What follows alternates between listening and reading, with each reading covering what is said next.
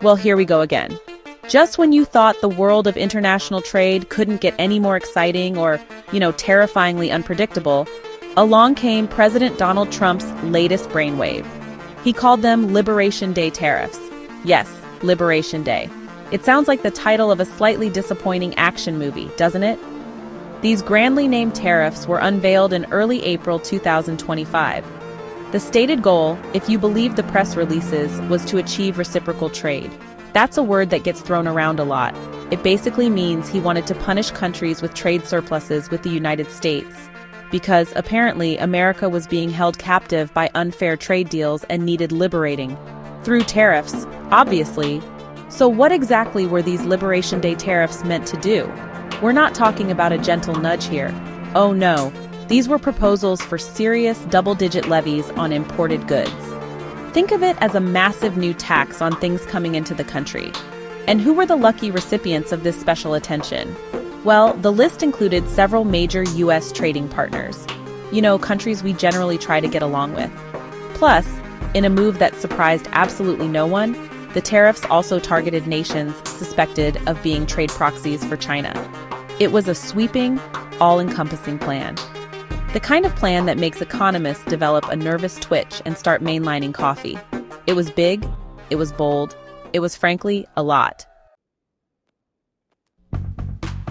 So just as everyone was bracing for the impact of these Liberation Day tariffs, something rather unexpected happened. A federal court, specifically the U.S. Court of International Trade, decided to weigh in. And their message, delivered on Wednesday, May 28, 2025, was pretty clear. It was, essentially, hold your horses, Mr. President. The court issued a ruling, and that ruling blocked Trump's proposed tariffs. Yes, blocked them. Stopped them in their tracks, at least for now. This wasn't just a polite suggestion or a strongly worded letter to the editor. This was a legal injunction, a significant hurdle placed squarely in the path of the administration's grand tariff ambitions. It was a real spanner in the works. Now, why did the court do this? What was their reasoning for putting the brakes on Trump's plan? Well, it all came down to a little thing called presidential authority. Or, more accurately, the distinct lack of it in this particular situation. The court found that President Trump had, to put it mildly, overstepped his constitutional authority. They pointed to that dusty old document, the U.S. Constitution. You might have heard of it. It says quite explicitly that Congress, not the president, holds the exclusive power to regulate commerce with foreign nations. That's a fundamental pillar of American governance, a key part of the whole checks and balances system. It's kind of a big deal. The Trump administration naturally had a counter-argument.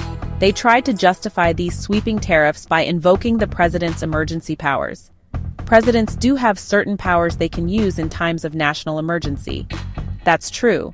However, the Court of International Trade wasn't buying it.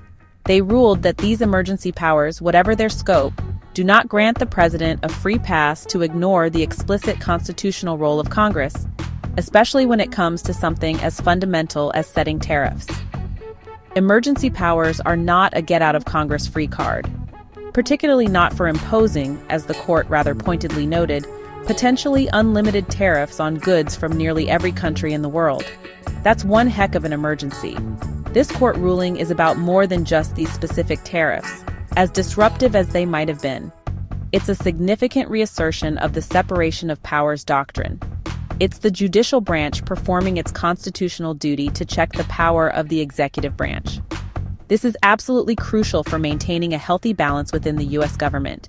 It serves as a vital reminder that no single branch of government is supposed to have unchecked authority to do whatever it pleases.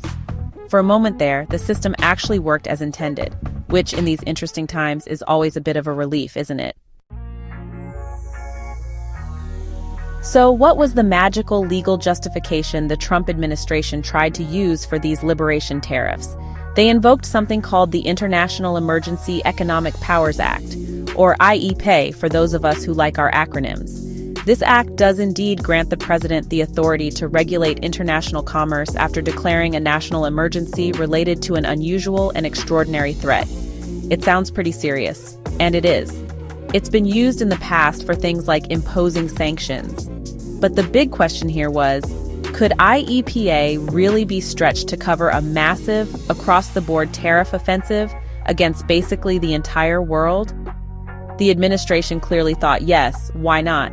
The Court of International Trade, however, had a slightly different interpretation. They looked at IEPA, they looked at the proposed tariffs, and they said, not so much. The court found that while IEPA is a powerful tool, it did not grant the president sufficient authority for this particular, shall we say, ambitious tariff agenda. The judges specifically expressed concern that the president was attempting to use IEPA to impose unlimited tariffs on goods from nearly every country in the world. In their view, the act was not designed to be a blank check for the executive branch to unilaterally reshape global trade on such a vast scale. There are limits, it turns out. This important court decision didn't just happen spontaneously, it was the direct result of a lawsuit. And this lawsuit wasn't filed by some abstract academic debating legal theory. It was brought forward by the Liberty Justice Center. And critically, they were acting on behalf of 5 actual, real-life small U.S. businesses. These weren't giant, multinational corporations with armies of lawyers. These were smaller enterprises that rely on importing goods from countries that were squarely in the crosshairs of Trump's proposed tariffs. For them, this wasn't a political game. It was about their survival. Their livelihoods were directly threatened by these impending duties. And that really brings us to the heart of the matter, doesn't it? For these 5 small businesses, and undoubtedly thousands of others like them, Trump's Liberation Day tariffs felt less like liberation and more like a potential death sentence. Suddenly, the cost of doing business was set to skyrocket. Importing essential goods could become prohibitively expensive overnight. This could mean being forced to close down operations entirely. It could mean laying off valued employees. Or it could mean trying to pass on massive price increases to consumers, who, let's face it, are already dealing with enough economic pressures. The lawsuit vividly highlighted the very real, very painful consequences these grand trade pronouncements can have on the ground. Now, if you're experiencing a strange sense of déjà vu, don't worry, you're not alone. This whole tariff drama with President Trump isn't exactly a new show. We've seen this movie before, haven't we? He has a long and rather consistent history of reaching for tariffs as his go-to solution for perceived trade imbalances. Remember the tariffs on steel and aluminum that upset so many allies? Or the tariffs on washing machines and solar panels? And of course, the seemingly endless trade skirmishes with China. The Liberation Day tariffs, as grandly named as they were, fit neatly into this established pattern. It was less a surprising plot twist and more like a predictable sequel. Let's take the China situation as a prime example of this roller coaster approach.